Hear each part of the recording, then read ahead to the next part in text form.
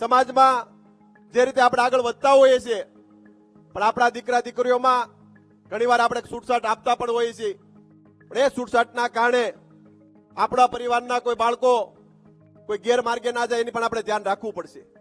ગઈકાલે નિકોલ ખાતે લેઉવા પાટીદાર સમાજનું મહાસંમેલન હતું। એ સંમેલનમાંથી જે દ્રશ્ય સામે આવ્યા એમાં દેખાઈ રહ્યું છે ડ્રોન શોટમાં કે કેટલી મોટી સંખ્યામાં પાટીદાર આગેવાનો ત્યાં ભેગા થયા હતા।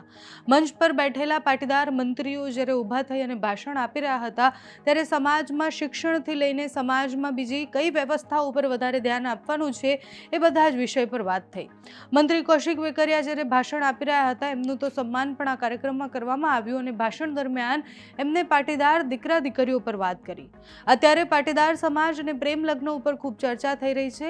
આરતી સાંઘાણી જે સિંગર છે એમના લગ્ન અને એના પછી પાટીદાર સમાજના દીકરા દીકરીઓ સાથે છેલ્લા કેટલાય સમયથી જે લગ્નનો રજિસ્ટ્રેશનનો કાયદો છે એમાં બદલાવ લાવવા માટે પાટીદાર સમાજ છેલ્લા કેટલાય સમયથી લડી રહ્યો છે। એટલે આ બધા જ વિષયો પર સીધી રીતના નહીં પણ મંત્રીએ આડકતરી રીતના એવું કીધું કે અત્યારે જેટલી છૂટછાટ છે, અત્યારે જેટલી સોશિયલ મીડિયા છે, આપણે આપણા યુવાનો આપણા દીકરા દીકરીઓ પર આપણે ધ્યાન રાખવું પડશે।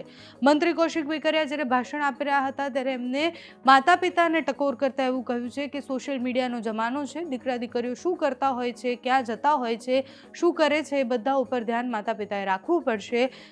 કૌશિક વેકરિયાએ આજે ટકોર કરી છે માતા પિતાને, તે વિસ્તારથી સાંભળીએ।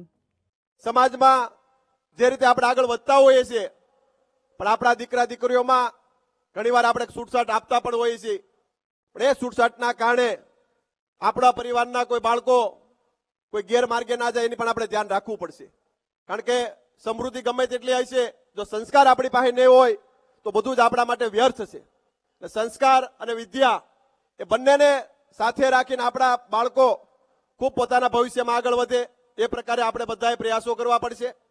હું સમાજના તમામ ઘટકોના પ્રમુખોને પણ અભિનંદન આપું છું કે જે રીતે સૌરાષ્ટ્રમાંથી કોઈ પણ બાળક આવે એમને રહેવા માટે, જમવા માટે એક સુંદર વ્યવસ્થા અહીંયા બેઠેલા સમાજના મોભીઓ દ્વારા, સમાજના દાતાઓ દ્વારા કરવામાં આવે છે કે સૌરાષ્ટ્રમાંથી આવેલું બાળક પોતાને રહેવા માટેની વ્યવસ્થા ના મળે, જમવા માટેની વ્યવસ્થા ના મળે તો એમને ક્યાં જવું?